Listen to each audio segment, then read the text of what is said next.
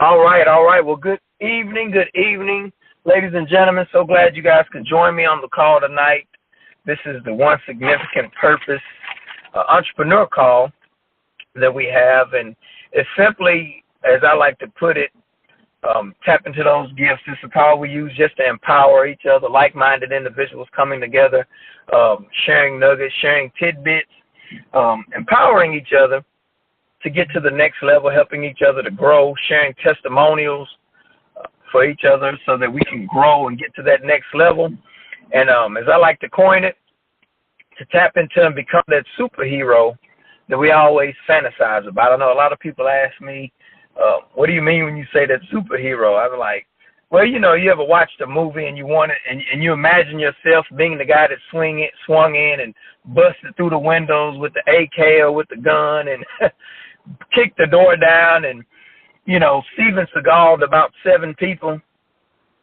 Well, that's what I'm talking about, becoming that superhero. Not flying through the air or anything, but becoming that guy, and in reality, just becoming that man or that woman that, had the financial ability to take care of the family. When distant relatives come along and say, "Don't worry, I got it, I'll take care of it." To walk into the pastor's office when the building fund is in need of something, and to slap a check on the desk and be like, "It's taken care of, pastor. It's taken care of, bishop. Don't worry about it."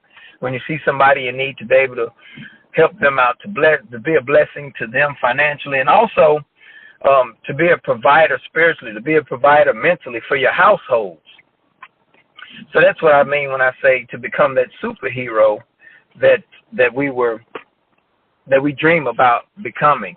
I heard Eric Thomas coin the phrase, and I've been using it ever since, where he said we have to stop settling for the life we were given and tap into and go and get the life that we dream about. So that's what this is all about tonight. And I had a few things that I want to share with you guys real briefly. Of course, most of you know that the ones that have been with me before over the last few years know that when we do this call, man, we have a call and we kind of just go in. But tonight I kind of wanted to talk about halftime adjustments. I'm a big sports fan, so I was telling someone tonight, earlier today, some teachers. I was talking to them about making halftime adjustments. I told them, I said, sometimes I feel like the team that goes in to the locker room at half and the coach is looking at you talking about, what was that? What in the world? What was those first 2 quarters all about? And I'm like, I don't know, coach.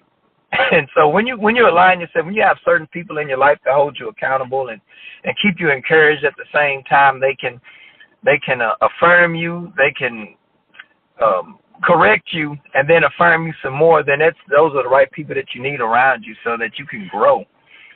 And so that's why I like talking about the halftime adjustments. So right now it's all about third quarter domination. It's time. We've come out the locker room. It's July the 3rd.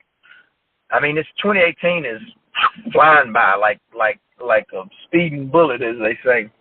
But we are flying through this year. So right now, it's all about third quarter domination. It's all about dominating the third quarter and making some things happen. And let's see here. Hold on. Let me get this. So what we're going to do, what I want to talk to you guys about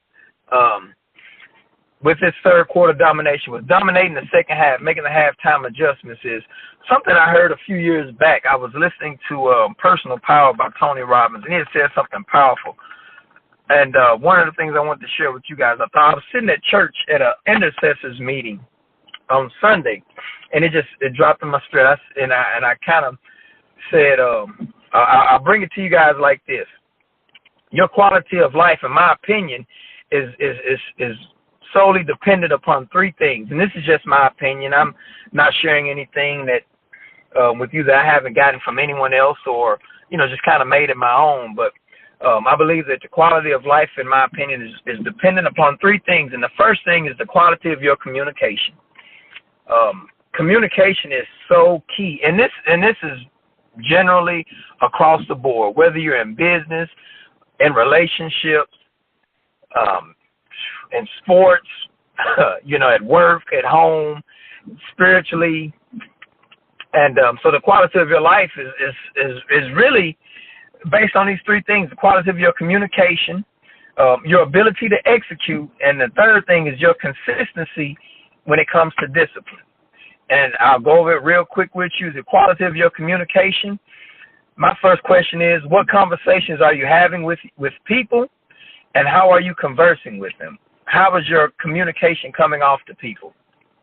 What kind of conversation? What are your dominating conversations? I work in the schools, and for a large part of the time, I look at a lot of the students, and I'm like, you know, just by listening to them and listening how they interact with other students in school, and just hearing what some of the other teachers are saying about them, I can kind of tell before I pull up the Tyler grading system and look at their grades. I can kind of tell based on their conversation what their GPA is and what their grades are currently, based on their behaviors and based on their conversations. You know, they're all, you know, turn up. That's the thing. Turn up, and a bunch of conversations that teenagers probably shouldn't be having, but we know the reality of it. They have these conversations, but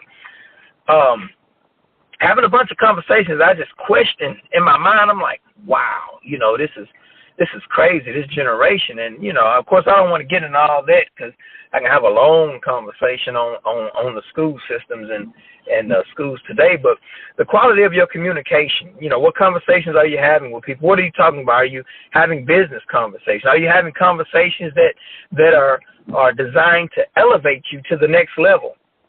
Are you having conversations that it's just a bunch of gossip? I heard Jared Wilkins say, if you didn't hear it with your own ears, didn't say it didn't hear it with your own ears, or didn't see it with your own eyes, you ought not say it with your big mouth.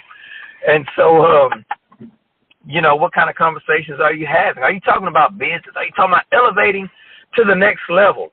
Are you listening and learning? Are you listening more, or are you just being heard?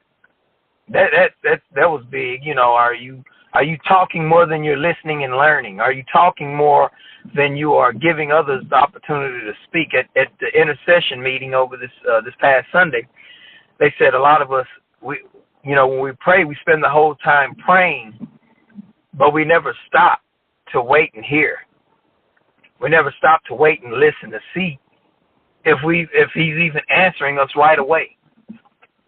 So that's key. You know, what are you listening and learning? Are you just being heard? And then, as far as the quality of your communication piece, the most important one to me is, what conversations are you having with yourself? What are you telling yourself? Because you understand that you talk to yourself more than you talk to anybody else. We're constantly always telling ourselves something. You know, we're talking ourselves into something, or we're talking ourselves out of something. We're constantly always having that conversation. You know, maybe I should do it. Well, it might not work out. And we're playing these roles and these scenarios over and over again in our head. We're coming up with a false result. Well, we're assuming it'll be, and then we tell ourselves, no, you better not do it then. You might get rejected. They might say no. It might not work. You know, what if it doesn't work? Well, what if it does? See, we got to shift that conversation. We got to tell ourselves, I'm fearfully and wonderfully made. One of my coach out of Northern Cal, he always talks about, I'm the born CEO. You know, and of course, you know, I believe what the word says, I'm more than a conqueror. I can do all things. So what kind of conversations are you having? What are you telling yourself? One thing I truly believe is that you will never outperform your own self-image. Who do you see yourself as? Do you see yourself as the superhero, as the superstar, as the person who's fearfully and wonderfully made, as the person that's more than a conqueror, as the person who can, you know, earn six figures in business, whether it's network marketing, whether it's traditional business, whether it's internet marketing, online marketing, coaching, clothing, real estate, whatever your endeavor may be. What kind of conversations are you having? Do you get up each morning with an affirmation telling yourself you can get it done? And then what meaning, and then another thing is, what meaning are you giving your circumstances in life? Are you telling yourself that every obstacle is an opportunity to grow and figure it out? Or are you telling yourself that, are you looking at your obstacles as this is Armageddon, this is it, time to throw in the towel, this marks time to throw in the towel. This marks the end. You know, are your circumstances an Armageddon situation? I like to put. I was just telling my son earlier. He's got this little game on his phone, and somehow his data got erased. And I mean, he had a straight attitude. And I understand his frustration. You spend a lot of time building up your profile to this point. But I mean, he literally had an attitude with everyone. You couldn't ask him anything. He was frowned up. We were walking through the science center, and he's frowned up. And I told him, I said, look, son, it was a free game. I said, if anything, if you built the profile up like that before, you can do it again. I said, it doesn't make any sense. You know, you give this thing a meaning like, oh my God, I lost my profile. That's the end of the world. I'm like, create another one. Do it again. You got the recipe for it. Do it again. I said, but don't allow your circumstances, don't allow obstacles or things that happen to you to dictate how you interact with other people, because then you'll wind up worse off than just losing a game, than just losing a profile. Things will be a lot worse off. So the quality of your communication, even in relationships, you know, a lot of times people say it's not what you say, it's how you say it. You know, nonverbal communication, the tone of your voice, you know, those things all come into play. So the quality of your communication. The second thing, and I'm going to speed through this, is your ability to execute. Man, execute. Eric Thomas says execution is priceless. Execution is worship. You know, do you get it done? Do you make it happen? Or do you put things off and procrastinate? I know for me, you know, the first half was terrible for me. It was, I ain't gonna say terrible, but it was bad. It wasn't what I wanted, what I pictured it in December. It was nothing like I pictured it in December. You know, procrastination, just not getting it done, not executing.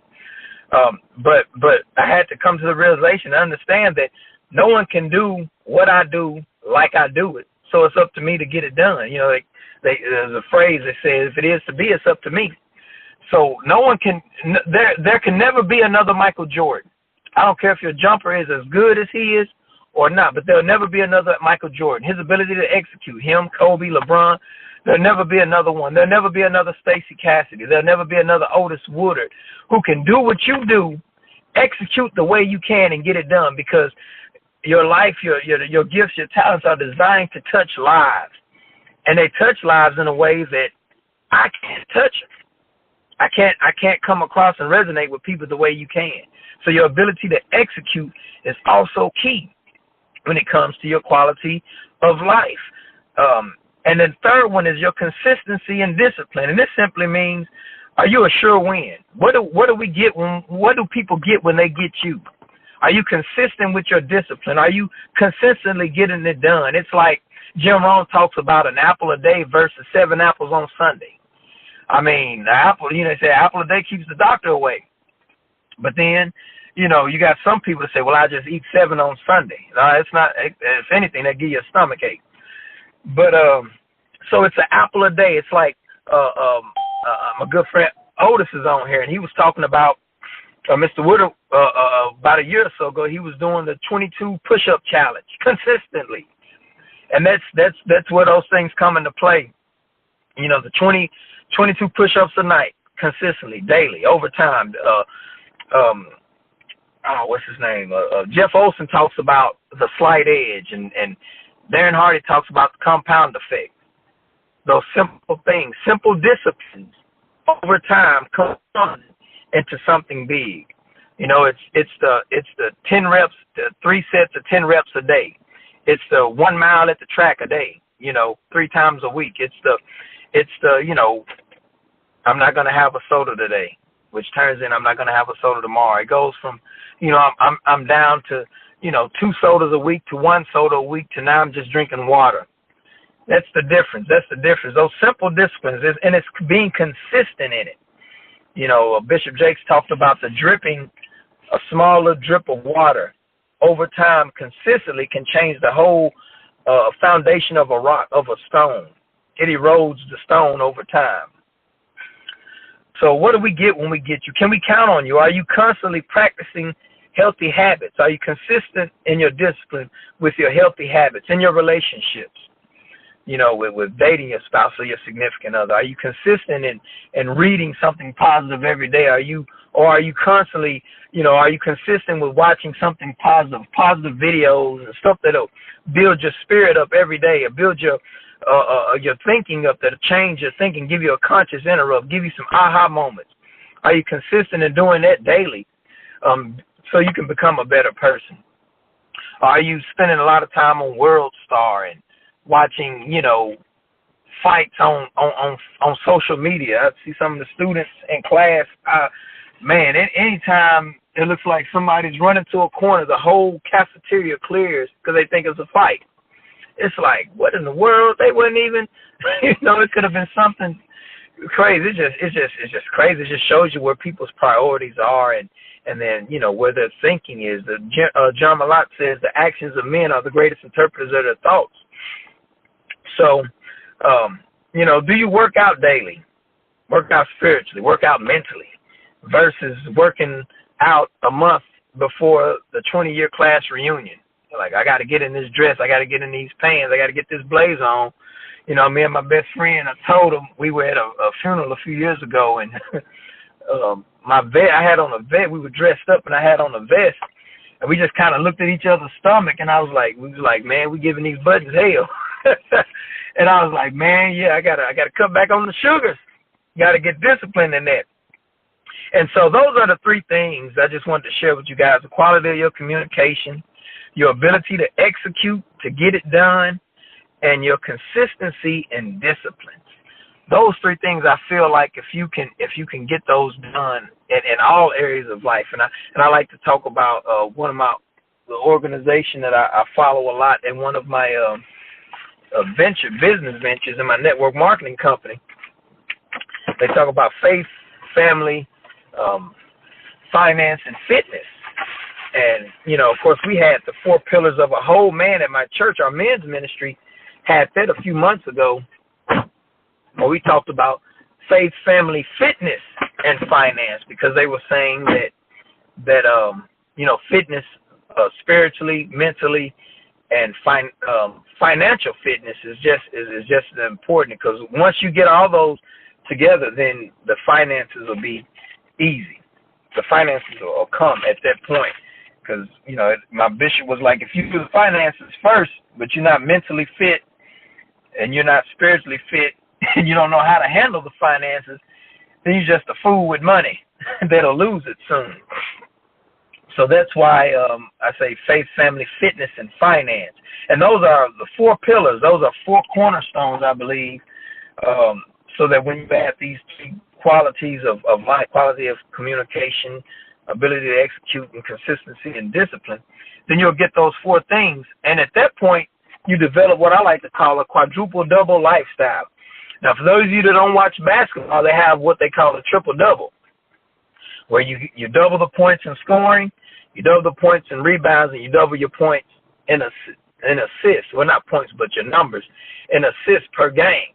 And one thing I found out is that people who consistently get triple-doubles, they average triple-doubles, get the big contracts, and they get the what we call a franchise tag on them.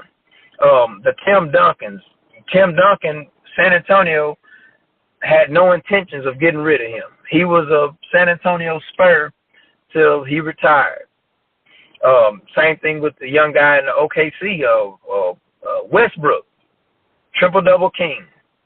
But the thing I found out is that players who can score a lot of points, but they can't play defense and, get rebounds and stuff, they're valuable, but they're not as valuable. So they can get traded, they can get let go of in free agency, et cetera, et cetera. So a quadruple-double, there's only been 4 recorded in the NBA, and that's where you get, the points, the assists, the rebounds, and then you add the blocks to it. So you add another thing. So faith, family, fitness, and finance. There's 4 things. So quadruple-double lifestyle is that I don't want to just be a champion when it comes to finances. If I get to the point where, I'm providing everything the house needs and then some, but my ability to get along with my family or my ability to be relational is off, then that still doesn't count. I want to be double digits. I want to be above average. I want to be great in all 4 areas of faith, my connection with my Lord and Savior, my family, my relationships with my siblings, with my wife, with my children, with my parents. I want to be double digits when it comes to fitness. I don't want to spend all my life, getting finances and getting relationships, and then I have to spend all my finances trying to get my health back. So I want to be in shape. I need, start developing those healthy habits. Mental fitness, you know what I'm saying? I want to be great when it comes to my thinking. I got to, we got to change the way we think. I got to shift the perspective of who I am. I want to be great in those areas. And then, of course, in finances. Of course, we want to be great in finances. We want to be able to do what we want to do when we want to do it. But in order to do that, it takes just slight shifts, slight changes, slight things that we have to adjust, make those halftime adjustments, and we come out, we'll dominate this third quarter. We'll live a quadruple double lifestyle. That's all I had. If any of you guys have any, like to share anything, anything nuggets you may have gotten. I know it was quick, it was brief, riding in the storm, dropping my son off. But if any of you guys have anything that you want to share, or any inputs, any nuggets that you might have that you want to share with those on the call, feel free to do so at this time. And I know I heard a few more people jump on while we were going. So if you guys want to say who you are, introduce yourself or whatever, and we'll go from there so we can go ahead and get ready to close out. Mr. Ivy, this is Stacey Cassidy. I just wanted to say this was right on time and in direct confirmation with what God has been already confirming in many other different areas. So thank you for being obedient to share these nuggets that are absolutely crucial for this time of the year in order for the second half of 2018 to be much better and purposefully aligned to close 2018 strong. So thank you so much for the wisdom. Appreciate you, sir. Yes, ma'am. Appreciate you. Thank you. Thank you. Absolutely. Anyone else?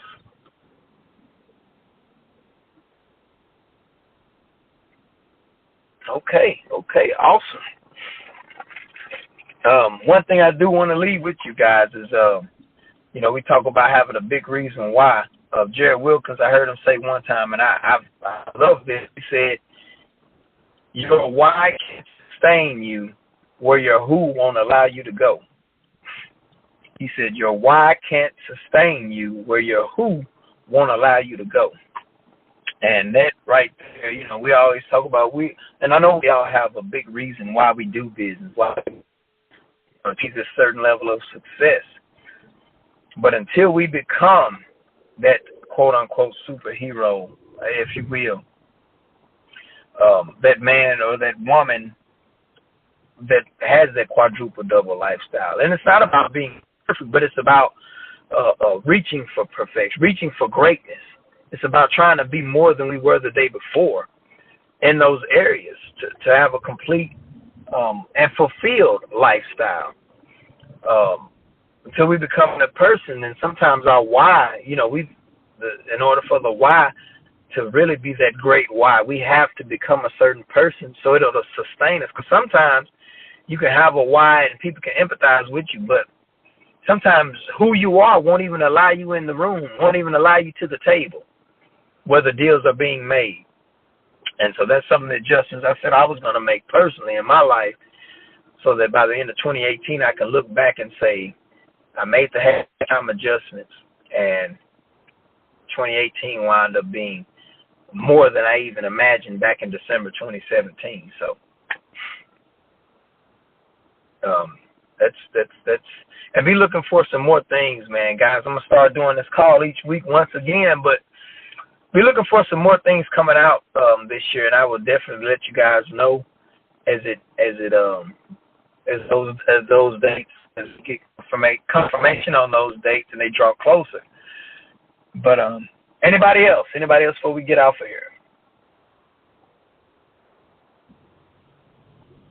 Is still on our Sunday night momentum calls going once, going twice. So, all right. Well, Thank you guys for getting on. I appreciate you guys. Like I say, take care, take charge, but don't stop there. It's time to take over, because as King's kids, if anybody should be reigning and ruling, it should be us. So I see you guys at the top or from the top. All right. Thank you.